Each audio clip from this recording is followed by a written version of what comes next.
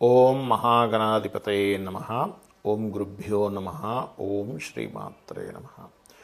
పరమేశ్వర స్వరూపమైనటువంటి జ్యోతిష, వాస్తు మరియు ఇతర అనేకమైనటువంటి శాస్త్రములను మనకు అందించినటువంటి మహర్షులకి నమస్కారం. హయగ్రీవ హయగ్రీవ హయగ్రీవేతియో వదేత్ తస్య నిస్సరతే వాణి జహ్నుకన్యా ప్రవాహవత్. అరుణాం కరుణాతరంగితాక్షీం ధృతపాశాంకుశపుష్పబాణచాపాం అనిమాదిభిరావృతాం మయూకైః అహమిత్యేవ విభావయే భవానీం. శ్రీమాత్రే నమః. ప్రేక్షకులకి ఆ లలితాంబిక అమ్మవారి యొక్క అనుగ్రహం పరిపూర్ణంగా కలగాలన్న స్ఫూర్తి కోరుకుంటూ 2025 సంవత్సరంలో 4 మేజర్ ప్లానెట్స్ మారుతున్నాయి.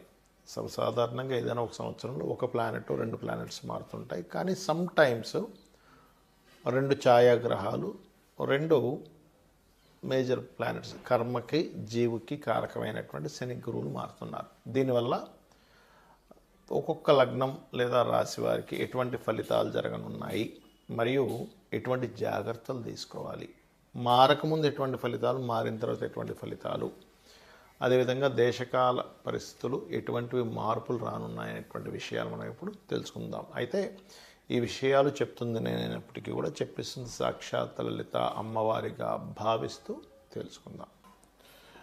ముందుగా మేష లగ్నము. లగ్నం తెలియని వారు రాశి నుంచి చూసుకోవచ్చు. బికాజ్ ఆఫ్ లగ్నమే చాలా ప్రధానం రాశి కంటే కూడా. సరే, అయితే ఇక్కడ మేష లగ్నానికి ఈ రాహువు, కేతువు, శని గురువులు ఎలా మారనున్నారు, ఎప్పటి వరకు ఉంది చూసుకున్నట్లయితే ప్రస్తుతం మీకు ఈ 2025 మనకి సహజంగా చూసుకుంటే ఉగాదిదే చూసుకోవాలి. కాకపోతే ఏంటంటే కొంతమంది ప్లానింగ్ కోసం జనవరి టు డిసెంబర్ ఎలా ఉందని అడుగుతూ ఉన్నారు ప్రతిసారి కూడా, అందుకని చేయడం జరుగుతుంది. మనదైతే ఉగాది మెయిన్గా చూసుకుంటే ఇది ఆంగ్ల సంబంధించినటువంటిది. అయితే ఈ 2025 సంవత్సరానికి 9 అవుతుంది. అదేవిధంగా మనకి కాస్త క్రోధినామ సంవత్సరం నడుస్తుంది కాబట్టి కొంచెం మే వరకు అనవసరమైన ఘర్షణల జోలికి వెళ్ళకండి. ఫస్ట్ అది ఏ లగ్నం ఏ రాశి వారైనా సరే. ఇక ముఖ్యంగా మేషం వారికి కనుక చూసుకుంటే ప్రస్తుతం గురువు లగ్నంలో ఉన్నాడు. ఈ లగ్నంలో గురువు మీకు మే 15వ తేదీ వరకు ఉంటాడు. మే 15 వరకు ఉన్నటువంటి గురువు మీకు పర్టికులర్గా వివాహ సంబంధించిన విషయాలు కుదిరేటువంటి యోగాన్ని ఇస్తున్నాడు. ఇక్కడ మే 15 దాటిన తర్వాత వ్యాపారపరమైనటువంటి లాభాలు అద్భుతంగా ఇస్తాడు. అక్కడ అంటే చాలా బాగా వ్యాపారపరంగా బాగా కలిసి రావడము ఇటువంటివి బ్రహ్మాండంగా జరుగుతాయి. అదేవిధంగా మీ యొక్క ప్లానింగ్ ద్వారా ఒక మంచి యోగం కలగడము, లేదా తండ్రి మూలంగా కొంత భాగ్యం ఓపెన్ అవ్వడం, ఇట్లాంటివన్నీ కూడా గురువు ఇస్తున్నాడు. అయితే ఈ మేషం వారికి ఎప్పుడైతే ఈ 2లో ఉన్నటువంటి గురువు కొద్దిగా మీకు ఈ పూర్వీకుల ఆస్తుల మీద ఎక్కువగా, అంటే ఈ పూర్వీకుల ఆస్తులకు సంబంధించిన వాటి మీద ఎక్కువగా ఇస్తున్నాడు. అయితే ఇప్పుడు ప్రజెంట్ వక్రించున్నాడు గురువు.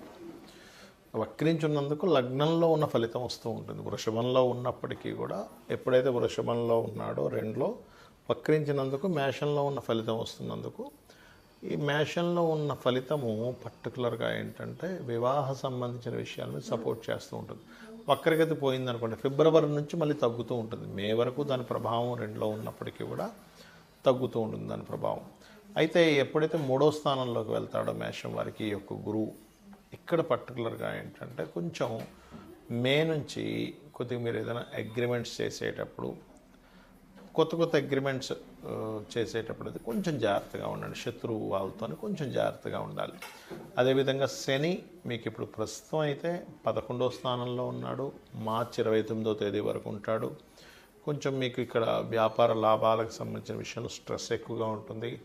దాని తర్వాత మీకు ఏలినాడు శని ప్రారంభమవుతుంది. 12లోకి ఏలినాడు శని వచ్చినప్పుడు శని ప్రభావం ఒకటే. ఇన్వెస్ట్మెంట్స్ చేసేటప్పుడు కాస్త చూసి చేయండి, ఇది మెయిన్గా గుర్తుపెట్టుకోండి. అదేవిధంగా మేషం వారు సర్వసాధారణంగానే మనకి పూర్వజన్మ కర్మ అనేటువంటిది ఎక్కువగా ఎవరికైనా అప్పులు ఇవ్వడం తీసుకునే విషయంలో ఇబ్బంది ఉంటుంది. కాబట్టి ఈ యొక్క విషయంలో మేషం వారు కాస్త జాగ్రత్తగా ఉండాలి. మరియు అదేవిధంగా కేతు 6లో ఉండడంతో పాటు 12లో రాహు ఉన్నాడు. కాబట్టి మీకు మే 30 లోపల విదేశాలకు వెళ్ళి విదేశాల్లో నివసించడానికి, విదేశాలకు వెళ్ళడానికి యోగ్యవంతంగా ఉంది. మే 30 దాటిన తర్వాత ఎప్పుడైతే రాహు 11వ స్థానంలోకి వెళ్తున్నాడో ఇక్కడ మీకు ఆన్లైన్లో చేసే బిజినెస్లకి సపోర్టివ్గా ఉంటుంది. అక్కడ నుంచి ఆ బిజినెస్లు పెరుగుతాయి కూడా చక్కగా.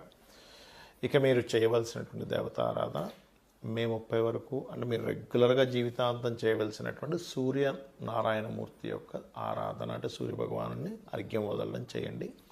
మే 30 తర్వాత మీకు పంచమంలో కేతు వస్తున్నాడు కాబట్టి అక్కడి నుంచి కాస్త అప్పుల బాధలు ఇవన్నీ కూడా తగ్గుతాయి.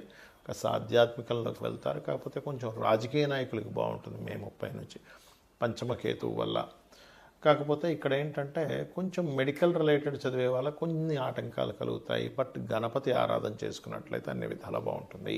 ఈ 4 గ్రహాలు మార్పు వల్ల దేశకాల సంబంధించిన విషయాలు ఎటువంటివి ఉంటాయి అని చెప్పి చూసుకున్నట్లయితే ప్రధానంగా మనకి ఈ శని ఎప్పుడైతే మీనంలోకి వస్తాడో ఇక్కడ కొంతవరకు గతంలో మనకి ఎలా అయితే కోవిడ్ లాంటిది వచ్చిందో అలాంటివి చిన్న చిన్న ఇవి కొంచెం పెరుగుతూ ఉంటాయి. అనారోగ్య సమస్య అంటే కొంచెం కోవిడ్ అంతా విపరీతమైన అన్నీ బ్లాక్ అయిపోవడం కాకుండా కొంచెం అనారోగ్య సమస్యలు పెరుగుతూ ఉంటాయి జీవులకి ఈ శని మీనంలో ఉన్నంతకాలం. అదేవిధంగా కొంత గవర్నమెంట్ కొన్ని విషయాల్లో, ఎందుకంటే మనకు నెక్స్ట్ రాబోయేటువంటి ఈ 2025 శోభకృతనామ సంవత్సరంలో అధిపతి రవి అవుతున్నాడు కాబట్టి అక్కడ పర్టికులర్గా ఇచ్చేటువంటి రిజల్ట్లో అక్కడ ఏంటంటే రవి యొక్క ప్రభావం అంటే గవర్నమెంట్ కొన్ని నిర్దిష్టమైనటువంటి కొన్ని రూల్స్ తీసుకొస్తుంది. అదేవిధంగా కేతు ఎప్పుడైతే సింహరాశిలోకి సంచరిస్తాడో 2025 సంవత్సరంలో కొన్ని రాజకీయ నాయకులు కొంతమంది మార్పులు కూడా జరుగుతాయి. లేదా ఒక పెద్ద రాజకీయ నాయకులకి సంబంధించినవి కొన్ని చూడండి, వాళ్ళకి సడన్గా అంటే బాగా ఓల్డ్ పర్సన్స్ ఉంటారు కదా, సడన్గా ఏదైనా ఒక అవ్వకూడనటువంటి విషయాలు అవ్వడం, ఎవరైనా గతించడం కూడా జరుగుతూ ఉంటుంది రాజకీయ సంబంధించిన విషయాలు. కాకపోతే పేరు ప్రఖ్యాతులు కూడా వస్తాయి రాజకీయ నాయకులకి, అటువంటి యోగాలు ఇస్తుంది. అయితే ఇక్కడ పర్టికులర్గా ఏంటంటే ఈ శని మీనంలోని మేషంలోని 5 సంవత్సరాలు సంచరిస్తారు కాబట్టి నేను అందరికీ చెప్పేది ఒకటే, ఏదైనా ఒక అనుష్ఠానం చేయండి. ఆంజనేయ స్వామిదో, అమ్మవారిదో, విష్ణువుదో, శివుడిదో ఏదో ఒకటి, ఓం నమ శివాయ అనుకోండి రోజు 1 గంట సేపు, ఓం శ్రీ మాత్రే నమః అనుకోండి, లేదా ఓం నమో నారాయణాయ అనుకోండి. ఎందుకంటే ఈ మీనంలో శని సంచారం జరిగేటప్పుడు పర్టికులర్గా ఈ బ్లాక్ మ్యాజిక్స్ అనవసరమైనటువంటి ఇవి పెరుగుతూ ఉంటాయి. దాంతోపాటు సహజంగానే మనకి ఇంకా రాకముందే నవంబర్ డిసెంబర్ నుంచి కొన్ని భూకంపాలు కావచ్చు, లేకపోతే అంటే 2025 ఇంకా రాకముందే, ఎందుకంటే 2025కి అధిపతి కుజుడు అవుతాడు. ఎందుకంటే 9 నెంబర్ అది. కాబట్టి కుజ ప్రభావం మనకు ఎలాగో ఇప్పుడు క్రోధినామ సంవత్సరం నడుస్తున్నందుకు 2025 ఎండింగ్ వరకు కొంచెం ఈ గొడవలు, ఈ యొక్క బార్డర్స్లో కొంతమంది వచ్చి అటాక్ చేయడానికి చేసే ప్రయత్నాలు ఇవన్నీ కూడా జరుగుతూ ఉంటాయి. అదేవిధంగా సర్వసాధారణంగా ఏంటంటే నేను చెప్పేది ఒకటే, మీకు గోచారంలో గ్రహాలు ఎలా ఉన్నా గుర్తుపెట్టుకోండి. మీ జన్మజాతకంలో కనుక మీకు మంచి మహాదశ నడుస్తుంది, మీకు మంచి యోగాలు ఉన్నాయి, మంచి ధనయోగాలు ఉన్నాయి, లక్ష్మీ యోగాలు, సరస్వతి యోగాలు, అదేవిధంగా సరస్వతి యోగం అంటే విద్యాయోగం అని అర్థం. అదేవిధంగా మీకు నీచభంగ రాజయోగాలు, విపరీత రాజయోగాలు ఉంటాయి. గోచారంలో జరిగే మార్పులు మీకు కేవలం 5% పనిచేస్తాయి. ఆ దశలు కనుక సరిగ్గా లేనప్పుడు గోచారం కూడా మిమ్మల్ని ఇబ్బంది పెడుతుంది. అయితే న్యాచురల్గా అందరికీ పనిచేసేటువంటి ఈ రాశి ఈ లగ్నం వాళ్ళకి అని చెప్తుంటాం, అదొక 10 to 15% పనిచేస్తుంది. కానీ మీ personal chart is most important, ఇది బాగా గుర్తుపెట్టుకోండి. అయితే ఇక్కడ జాతకం లేని వాళ్ళు కొంతమంది ఉంటారు, మేమేం చేసుకోవాలని అడుగుతుంటారు. వాళ్ళందరికీ ఒకటే చెప్తానండి, మీకు అందరూ కూడా కేతువు బుధరాశుల్లో సంచరిస్తుంది కాబట్టి మే 30 వరకు కూడా ఎవరు డబ్బులు అప్పుగా ఇచ్చే విషయంలో ఎంతో అత్యవసరం ఉంటేనే అప్పు చేయండి, అప్పు ఇవ్వండి. ఇది చాలా కీలకమైన విషయం అందరికీ కూడా. ఇది ఏది డేట్ ఆఫ్ బర్త్, టైము, నక్షత్రము, రాశి ఏమీ తెలియదు అనుకునేటువంటి వారికి. అలాగే మరొక విషయం ఏంటంటే ఇక్కడ అందరూ కూడా కాస్త ఈ అందరినీ తీసుకున్నప్పుడు జనరల్గా మేషం తీసుకున్నప్పుడు శని 12లోకి వస్తున్నాడు కాబట్టి అనవసరంగా కొన్ని ఫుడ్స్ తింటుంటాం మనం. కొన్ని ఫుడ్స్ విషయంలో కావచ్చు, కొన్ని మన లైఫ్ స్టైల్ విషయంలో కావచ్చు, నైట్ నిద్రపోకుండా చాలామంది చూడండి నైట్ అంతా మేలుకొని పగలపూట నిద్రపోతుంటారు. ఇటువంటి లైఫ్ స్టైల్స్ వల్ల అనర్థాలు వచ్చేటువంటి ఛాన్సెస్ కనిపిస్తున్నాయి ఇన్ ఫ్యూచర్లో.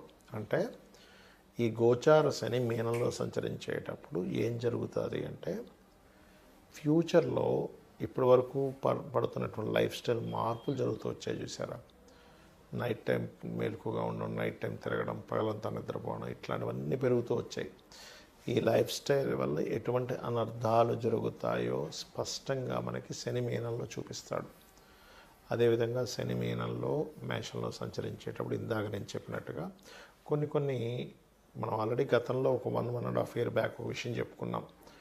కుంభంలో శని సంచారం చేసేటప్పుడు రెవల్యూషన్, ఒక మార్పుని తెస్తాడు బిజినెస్లో అని.